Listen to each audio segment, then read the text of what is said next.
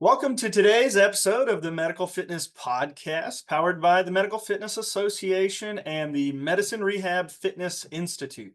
My name is David Flench. I'm the president and CEO of the Medical Fitness Association. I'm co-hosting this episode with Jeff Young, the co-founder of the MRF Institute and an adjunct lecturer at the City University of New York, York College. Hey, Jeff. Hey everyone, I am excited to introduce a returning guest on the Medical Fitness Podcast, Dr. Rick Howard. Rick has been a friend and a colleague for more than 5 years and has an extensive background, so I'm just going to let him introduce himself in a second because I wouldn't be able to do it justice. Whenever I'm around Rick, I'm reminded of an old commercial from a stockbroker's firm. I'm going to be curious if you two remember this, where the Mhm. tagline was, "When E.F. Hutton talks, people listen." Remember that commercial? I do. The way I look at it is we can just replace E.F. Hutton with Rick because when Rick talks, people listen. So with that, Rick, is a lead in, we'd love for you to Mm, introduce yourself to our guests. cool. Great, Jeff. Thank you so much for that, Dave. Appreciate being on here as well. So thank you both for having me on again today. I am an associate professor of applied sports science at Westchester. So what you just said earlier, if you could share that with my students, I would really appreciate that. I can That would be, relate to that. I teach 8 o'clock classes and, that's not really the students' favorite time to be there, but they do a nice job. So I love my job. I love being an associate professor. I get to do all kinds of great things within the college scenario. So I'm also the sports performance coordinator. Westchester is in a unique position that we have all of those departments already on campus. Most of them are right in our building. So we do sports nutrition, sports psychology, athletic training, strength and conditioning, athletics, and academics all in one building. And then we added our counseling department too as an extra resource. So it's really exciting all the things that we're able to build and do with that. And I run our coaching minor. So for those students who want to be a coach, they actually get the initial credential certificate to be a coach in any sport across the state, and then they can take the exam for that particular sport to do more of the technical, tactical part. So that's that side of it. I've done a lot of work for the National Strength and Conditioning Association over the years. I started the long-term athletic development special interest group, which used to be the youth special interest group. I've sat on many executive councils of special interest group. Jeff and I, of course, were together on the special populations special interest group, the educators special interest group, also the strongman special interest group, which is kind of my hobby. I love doing strongman and competing. I think it's pretty cool for us to be able to continue to show people that we walk the walk and talk the talk of applying the fundamental motor skills and muscle strength across the continuum, across the lifespan. So I try to live that world as well with everything that I do. And I also volunteer for a lot of other organizations. I'm on Shape Americans Physical Activity Council. I run their employee wellness special interest group and do a lot of stuff there. We're doing some work with American College of Sports Medicine, the Joint Commission on Sports Medicine and Science. I sit on their board. So I like to keep myself active and involved with everything that's going on because you really get to see a bigger connection through how all these organizations can ultimately work together. So as you can see, I wasn't kidding. And the truth is, he actually just touched the surface. I mean, we Yeah. could probably make this podcast just Rick's bio and then wrap it up after about an hour. We could. But in any case, the primary topic we're going to be discussing today is the implementation of the National Physical Activity Plan. So I think it'd be smart to first provide some background for our listeners. The Physical Activity Alliance was formed in 2020 through the merging of three organizations: the National Physical Activity Plan Alliance, the National Physical Activity Society, and the National Coalition for Promoting Physical Activity. Three organizations that all had the same vision. This merger created a united voice to promote physical activity nationwide, focusing on policy and system changes to make active lifestyles more accessible to all Americans. The Physical Activity Alliance envisions a society where physical activity is a top priority for everyone. Their National Physical Activity Plan is a comprehensive framework of policies, strategies, and initiatives designed to increase physical activity across all segments of the U.S. population. The goal is to improve public health, prevent disease, and enhance the quality of life by encouraging a physically active lifestyle. The plan is organized around multiple societal sectors, including but not limited to public health, healthcare, education, and community recreation, to ensure that physical activity is accessible and encouraged in all areas of life. So with that said, I'm not gonna pass the baton to David, and he's gonna wrap this up because the Medical Fitness Association has some involvement here as well. Yeah, thanks, Jeff. That was a really good overview, briefly, of the National Physical Activity Plan. And I think it's important that people know about this and learn a little bit more. I don't think enough people do.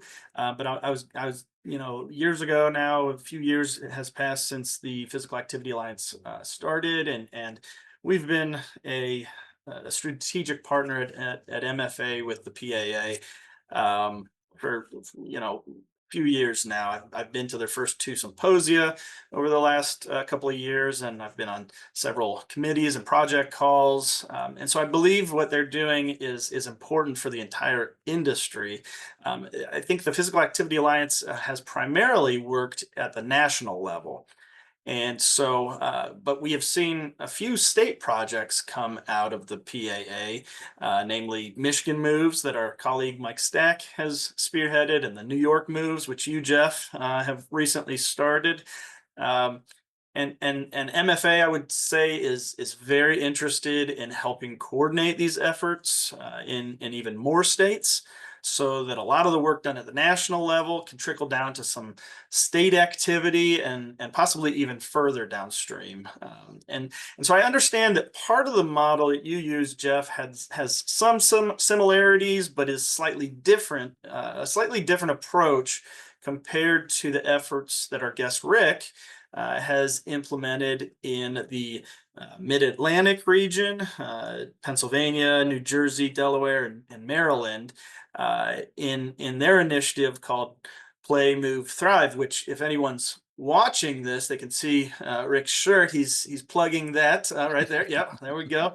So, Jeff, maybe a little more on that. Yeah, actually, first of all, it's exactly right. And that's actually the reason why I'm excited to have Rick here as a guest. So, Rick, on that note, how about if you tell us more about your unique perspective and approach to this initiative, including your cradle to grave philosophy? And then tell us more about the work this group has done so far and some of the future objectives and the vision for it. Wow, that's a lot. So I will get started on that right away. So I think you noted my position is as in applied sports science. I really am a boots on the ground kind of a guy. So I'd like to see how we can make things actually happen. I was brief in my bio. I do sit on the sports sector committee for the National Physical Activity Plan through the Physical Activity Alliance. So I'm intimately involved in all of what's going on, and we're currently working on the objectives and the tactics and strategies of how we might make this work. But looking at them, a couple of comments that we've come back with is, all right, so who's going to do this? Right. It's nice to have all that stuff. And that's part of why I think we are starting to see some states actually coming together to do that. West Virginia also has their own physical activity plan. Kansas City has a regional plan because Kansas City's in two states, so they called it a regional plan. They are going to be presenting with us this year their plan and sharing how we can integrate long-term athletic development and strength and conditioning into the plan. Because a lot of what the plan says is, that it has to be like evidence-informed physical activities. Well, do those people who are boots on the ground know what that is necessarily? Not always, just like they don't know what the National Physical Activity Plan is. So we created Play, Move, Thrive to be able to meet that demand.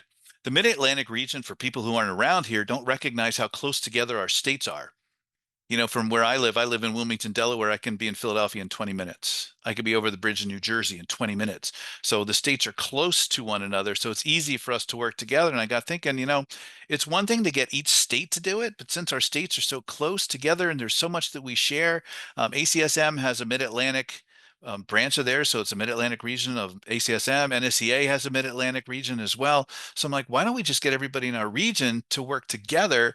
And then each state can take it back with the best practices within our closely knit region and then do it at the state level. So we started this about a month or so ago. We had our first conference. We had some great speakers there.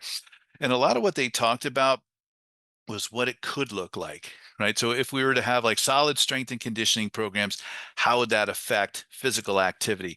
How could we actually put it together K to 12? How could we put it together past college? How can we do it cradle to grave? Because when we look at the long-term approach, it's not enough to say, hey, we want to get everybody to peak in 12th grade, right? Because then most kids stop playing. Over 70% of kids stop playing, but now it's gone down from age 13 to age 11.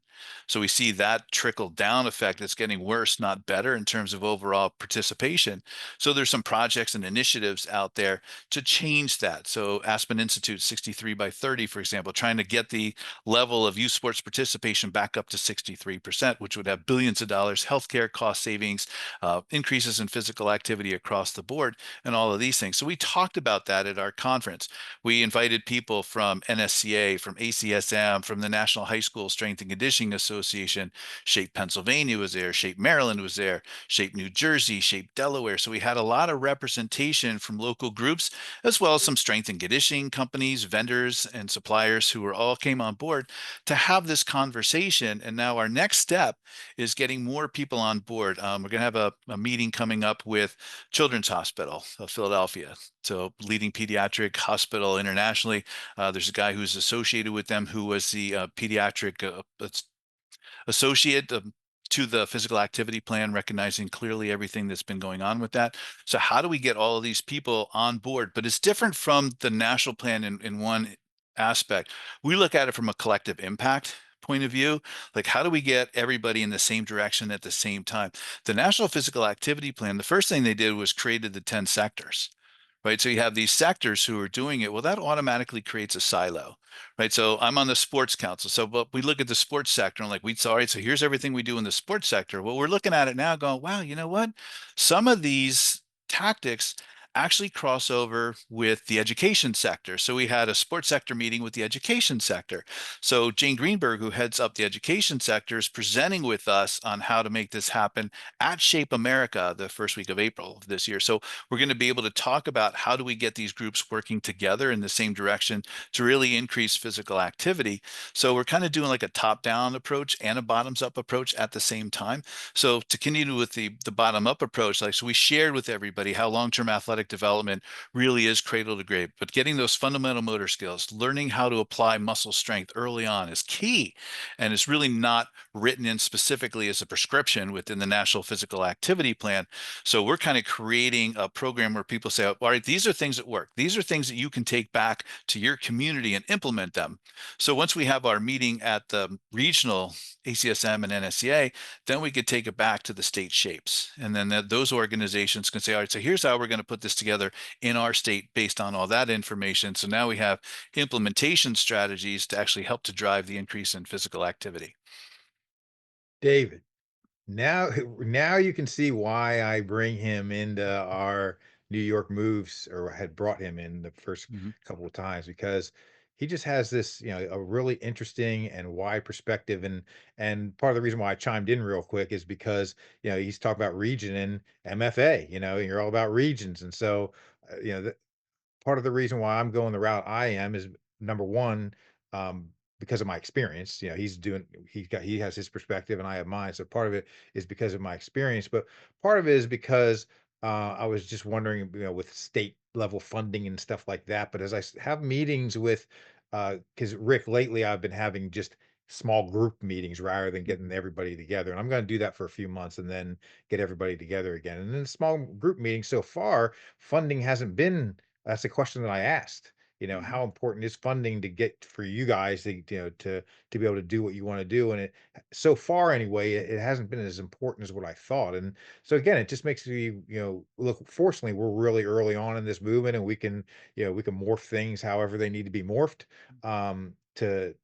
to basically benefit the national plan. But yeah, this is David, why I really want to have him on, because he brings such an interesting perspective, and it just makes me think, what Mhm. should I be doing? What is the best route to go? Maybe it is different for different states, different regions, or whatever. But in any case, I just want to chime in and say that. Yeah. No, good points. And I've been president of MFA for about 4 years, but I've been involved with MFA for 25 or so. I don't know. I've lost count, but part of the reason I love this association is it's just a close knit type group that shares a lot, collaborates a lot. It's small but growing. But you mentioned the regions. Yeah, we just reactivated the Northeast region, so it encompasses pretty much all of the areas that we're talking about here: Mid Atlantic, New York, etc. And of course, Jeff, you're on that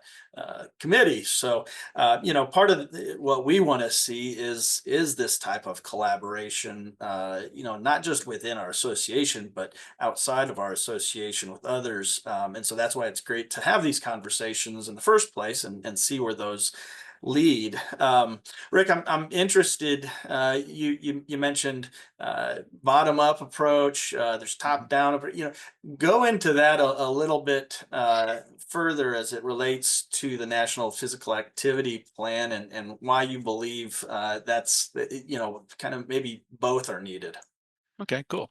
So the top-down approach is really the National Physical Activity Plan and the Physical Activity Alliance. So they've set up the guidelines. They have the paperwork. National Physical Activity Plan is out there. The 10 sectors were formed from a top-down approach. People filled those sectors from a top-down approach. So who's going to be on there. So we're kind of looking at that in the sports sector now too, like who's here, but who needs to be here. I had a recent conversation where we look at some of the sectors and it looks like it's a little bit more youth focused. So if you look at education and sports specifically, like really more like at youth sports, youth education, rather than saying, well, it should be cradle to grave. Like if we're going to increase physical activity, it should be across all ages, across the entire lifespan. So we're trying to integrate that across those sectors. So I'm excited that I'm part of the top-down solution. But then when I looked at it, I'm like, who's going to implement this? Like what coach or what phys ed teacher or parent is going to look at some of these strategies, goes, oh, I understand, I know exactly what I want to do for that. Like it sounds great, but a lot of times, like through all the conversations I've had, places I presented and whatnot, the comments we keep getting is like, that's great. Like even at our first Play Move Thrive, they're like, that's wonderful, but how do I do it? What do I do? So that's really what we're trying to do from that bottom up approach, which will vary from state to state and region to region. And Jeff was a genius, to have me on board with his meetings too, because states are right next to each other. So it fits right into MFA's Northeast region, that Jeff's region, our region, we're all still really close to one another to be able to make that happen.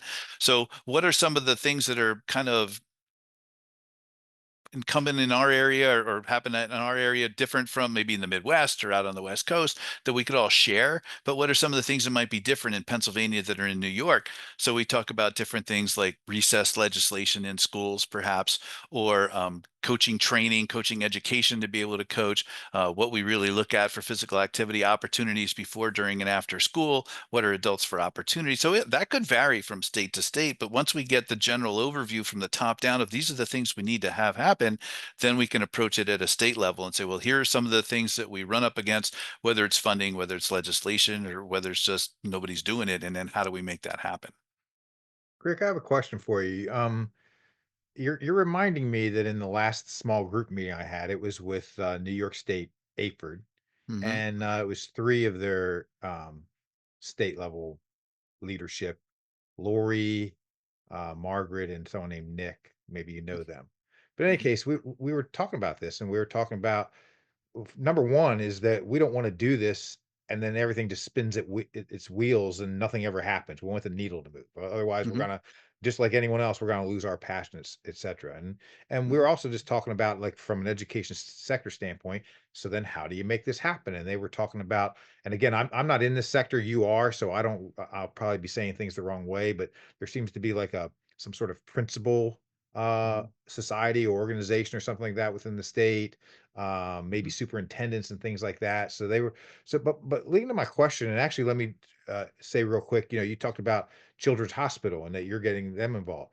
One of the things it comes down to is understanding who the gatekeepers are, who are the Hmm. people that you need to talk to, Hmm. and then how do you approach them, and that's actually like where I'm at right now, with this is, how do I find the gatekeepers?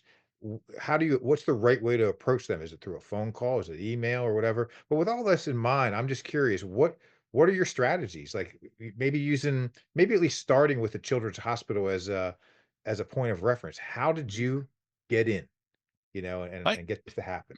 Great question. So, two-pronged approach for that. The first was when I did the kickoff presentation at Play, Move, Thrive, I introduced people to the National Physical Activity Plan, the sectors, the strategies and stuff. But then the next thing I did was I went back to the sector strategies that overlapped between all of the sectors. And I'm like, if we're going to have collective impact, we all have to work together. It's all well, fine, and good that we're each doing this, but we really need to be thinking this way. So why don't we identify the physical activity objectives that we could all work on together to see those happen first, and then go back to the individual detail part of it.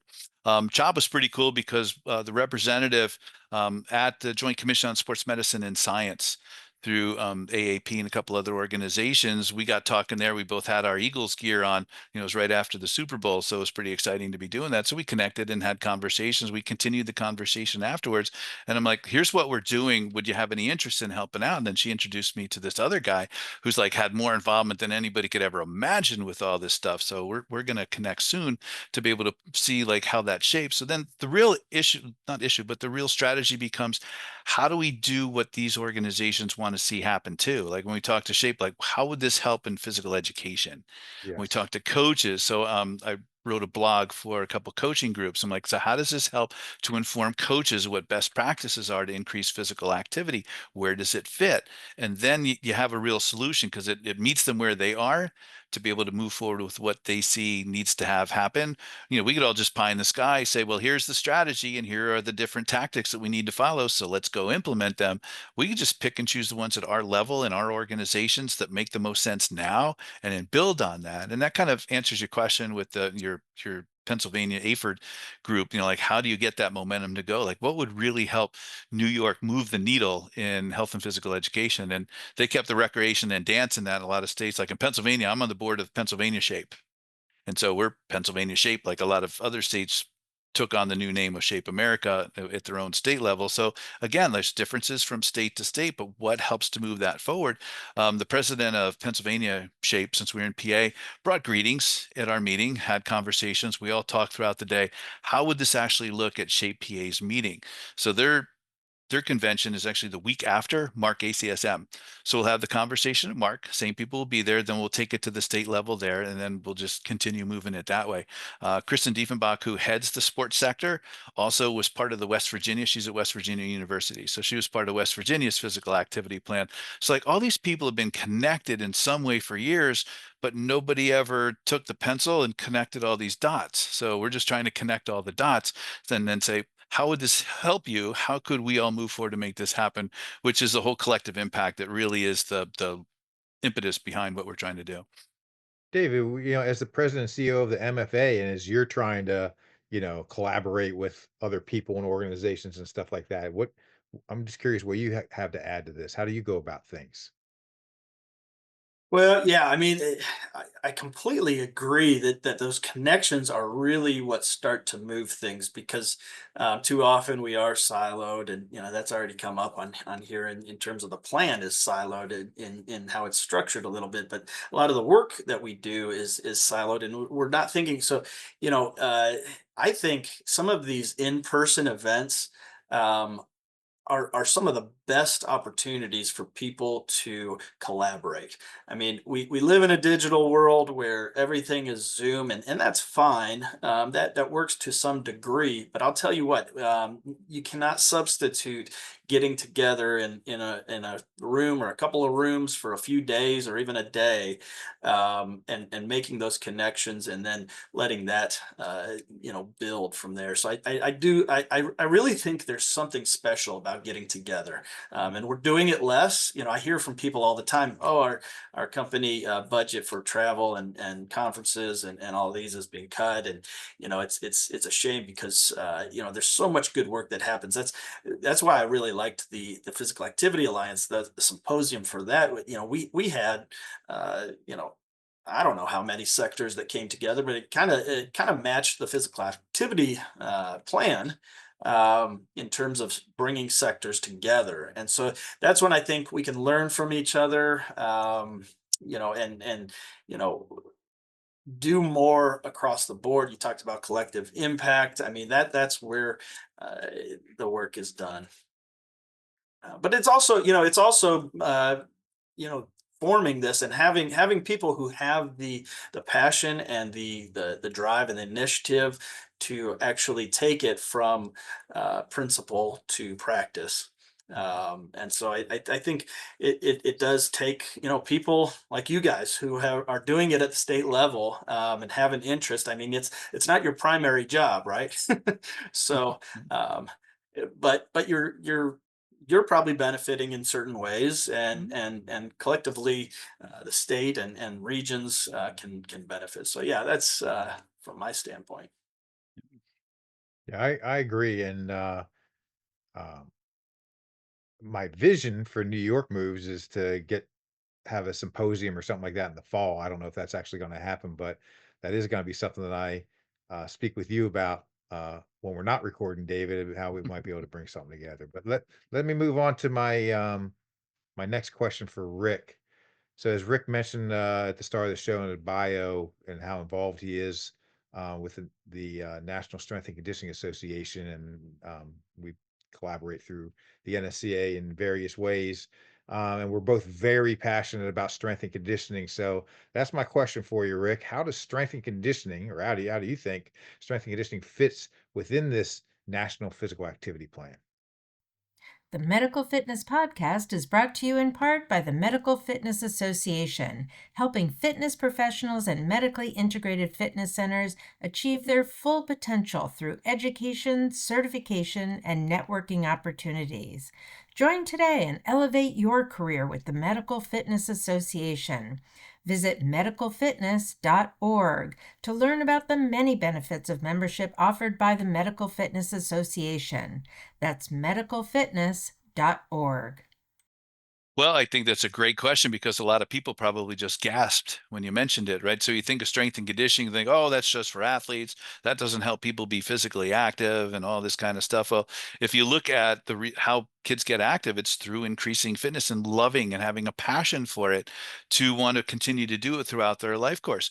But if we don't show them how, if we don't show them what that is, if they don't get the confidence, the self-efficacy, and their ability to be able to move however they choose to move, we came up with this false notion of adult fitness, of all these things that kids can do as adults only because they never really got the motor skill competence and confidence they needed to be able to choose what they could do. So they got pigeonholed into these few activities that they really didn't need any training for, right? So if you look at it like these adult fitness activities, running, walking, jogging, biking, like you didn't need physical education for that. You didn't need a coach for that. You didn't need any training at all to be able to do that.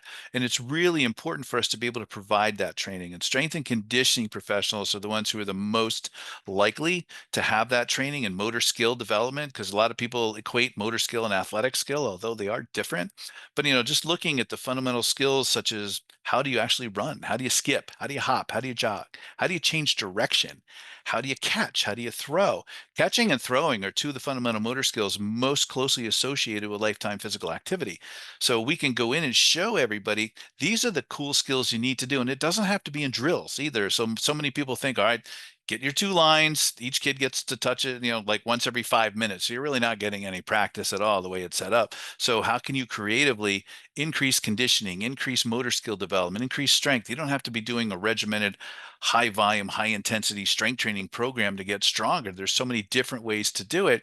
And strength and conditioning professionals have the background and experience, not everyone, but lots of them, to know how that works and how to really increase physical activity by making it the one thing that kids always say they want it to be: fun, right? So if it's not fun, if they're not experiencing success, if they're not learning new skills, if they're not meeting new friends, and if they're not learning how to increase their fitness, they're not interested. So we know all the science, what it says, what we need to do, but there's not a lot of boots on the ground application of it, which was part of why we did the Play, Move, Thrive.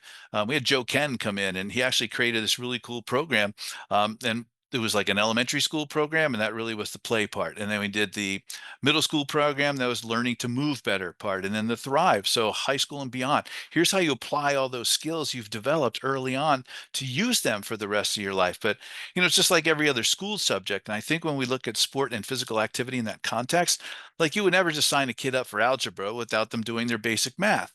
Yet we want to sign our kids up for these elite sports teams, right? Without actually having to go through the fundamental development, and then it's either over their head or they get worked too hard or they get turned off. And then 25% of kids never play sports at all. So they're not physically active. Then you get 70% of them dropping off by age 11. They're not physically active. So we're losing a lot of kids who have an interest initially, and then they lose that interest because of the way they're treated by adults. So our whole youth sports system has become very adult centric rather than youth centric in how we approach these skills. And I think Absolutely. if we get like the strength and conditioning professionals working with the physical educators, working with physical therapists, athletic trainers, medical professionals, all on the same page about why we need to do this, I was excited through the sports sector. We're actually considering putting together as one of our tactics, because it's not in there, age appropriate, sound strength and conditioning practices across all levels. So we talk about youth sports safety and it's never mentioned, right? It's always, all right, so you got your concussion training. That's important. You got your safe coaches training. Also important. But if you're talking about like all these kids get this volume that's way over their heads too early, and then they overtrain, they overuse, they drop out, then we blame it on sports specialization. A lot of times it's way too high of a volume for which they're prepared to do. So if we can go back and measure that and monitor how that works to increase physical activity in a logical manner for an 8-year-old. Like, why is an 8-year-old playing in a tournament Friday through Sunday playing 12 games, right? It's like, why would you do that? So if we can go back and help to contain that a little bit through strength and conditioning, this is my short answer, then we could actually get somewhere. David, you know what, one of the things this reminds me of a little bit, I mean, he said a lot, there's a lot to respond to, but one of the things that popped in my head was Valley Health and Jeff Duran and the facility, the 5,000-ish square foot facility they just added to it, and the, you know, cradle to grave um philosophy and environment and atmosphere, and just getting kids to you know, be around that. And actually another thing that you reminded me of, Rick, is strongman, and Hmm. how, you know, and right, and that's the difference between, or at least it's one. You can correct me if I'm wrong here, but it's one of the differences between maybe just going to gym and, you know, having some structured workout where you squat and you lunge and you deadlift and you pull and you press. Whereas strongman, you're flipping tires and you're throwing things, and it's a Hmm. little bit more of a play, move, thrive thing. So those are the two things that pop into my head when you're talking about all that. Yep. Well, and the other interesting thing to me is, talking about needing things to be enjoyable and having success and so forth. That you could apply that. I'd argue to any age, right? And Yeah, so I absolutely. think that's the reason why adults also, sometimes get turned off. I think probably the three of us, I would say, are unlike the majority of Americans, and we enjoy working out and think, but a lot of people don't, Hmm. and so if you don't find ways to make it interesting, and have some of that success and build on some of those principles that you were talking about, Rick, I think you can apply that to someone in their 70s and 80s even. Hmm. um, I do, and that's what's so fun because I still do personal training. I train older adults as well. And I'm like, we always said, like, why is it that only the athletes get the cool stuff? Like, why do only athletes get the battle ropes and the ladders and all that other neat stuff to play with, or even strongman stuff? Like, why can't you incorporate fun, cool things that people would want to do? And I'll tell you, I get somebody who's a little older and I get the sled out, and then they remember that from the commercials on TV. They're taking videos of themselves to send to family members. Go, hey, look, I'm doing the sled like they do in the NFL. I'm like, well, see, it's cool, Exactly. right? So, like, just making it engaging and fun, and not always doing like that same old prescriptive program, which unfortunately is way too much in the sagittal plane, right? So we have too much of this Yeah. standing still, straight ahead Yeah. activity in the sagittal plane without learning to move in a variety of ways, which really becomes physical literacy, which is kind of the overarching principle for long-term athletic development, like being confident and competent in a variety of surfaces with a variety of equipment for a variety of activities that meets the person at that particular age and stage, whether it's 6 or 60.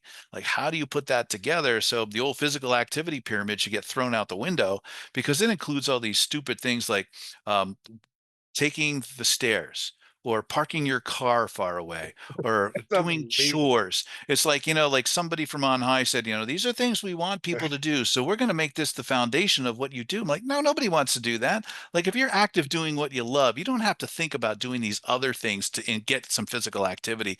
Your base of your physical activity should be the things you love to do, and then build on that to increase it over time. And that's what makes it fun.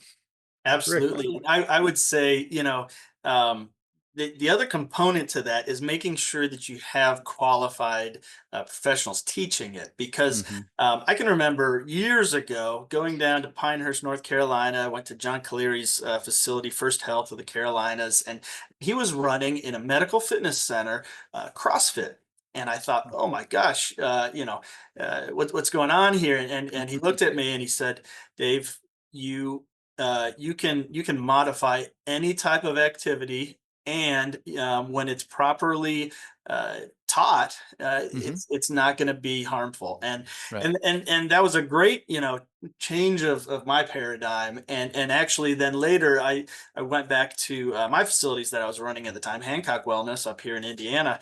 And we implement it there, and they're still doing it. And so you can do these, fun activities that get a lot, and sometimes they're done wrong, right? And they get that bad press. But you put the right type of professionals in who've been trained properly, and anyone can do these things, and they can be scaled and modified appropriately.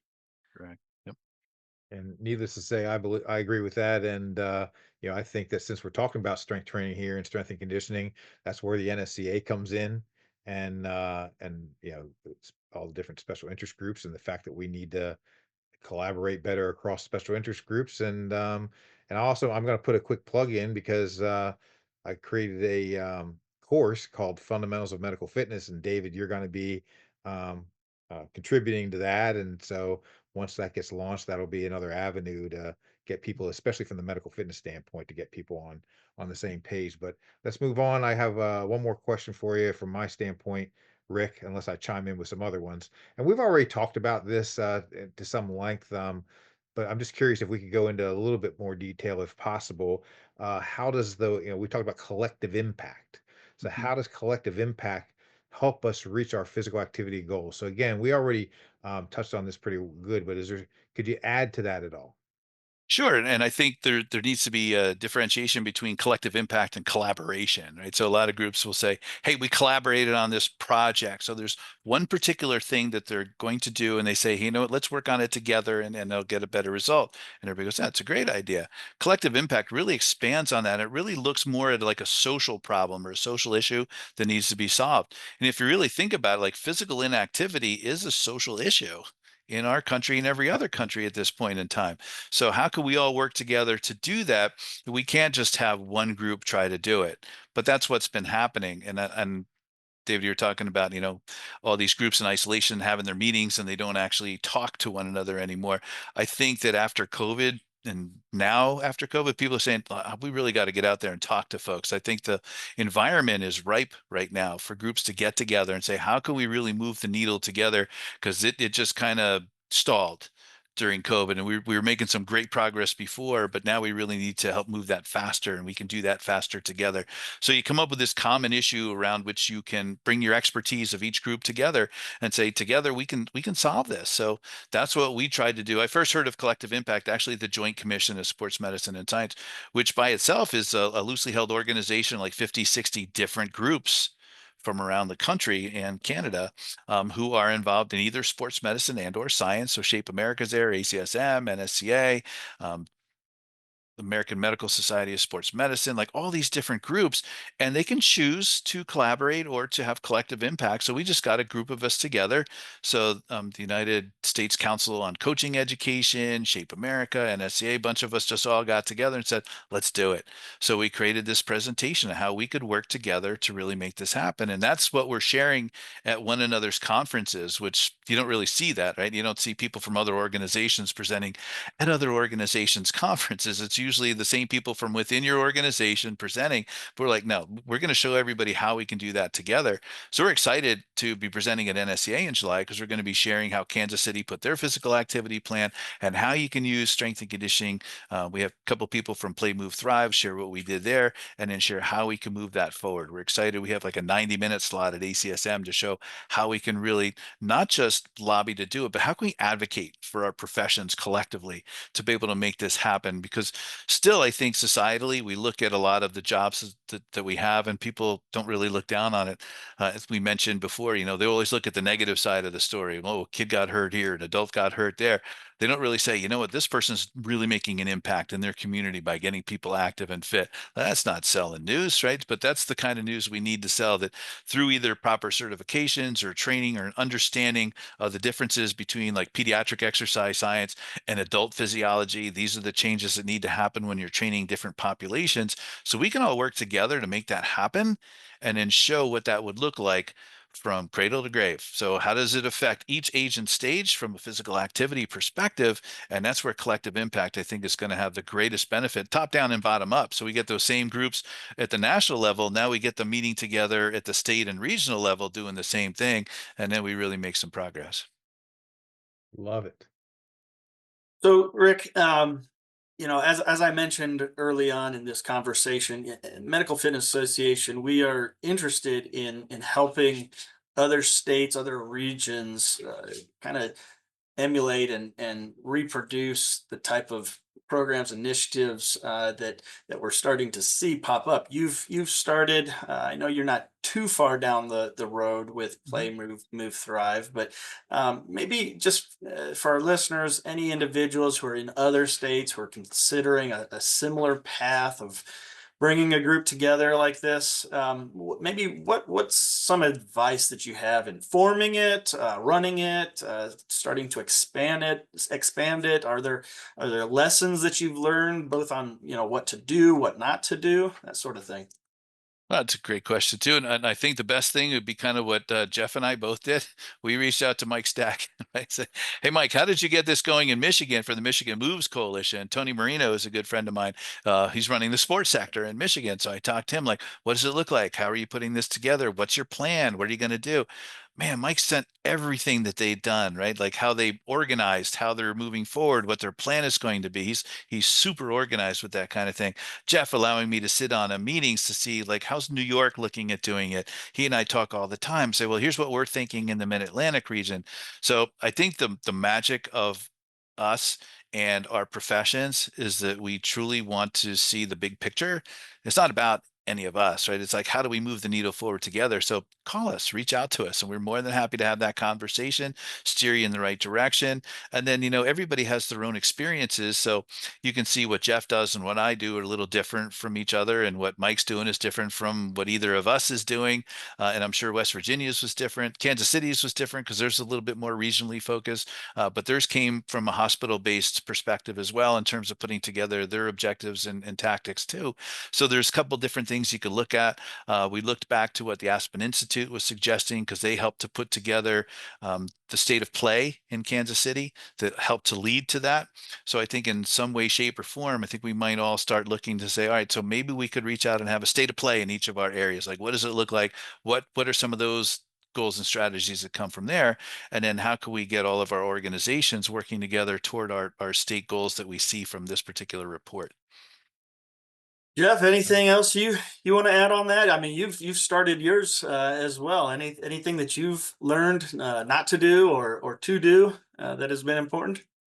Yeah, unfortunately, I'm not far enough into it to answer that question, but I will reiterate what Rick said in the sense that Mike Stack is, first of all, contact Rick, contact me, but ultimately, the North Star is going to be Mike Stack, who, for listeners who aren't aware, he's the current president of the Physical Activity Alliance. And like Rick said, he's just so organized with probably his whole professional life, but especially when it comes Mhm. to this. And I'm happy to allow people to sit in, the New York Moves meetings and just and hear what we're doing, or to set up a one-on-one or something like that and give a little bit more insight. But we definitely have to get this moving at the state and local and community level. So again, I'm happy to help out any way that I can.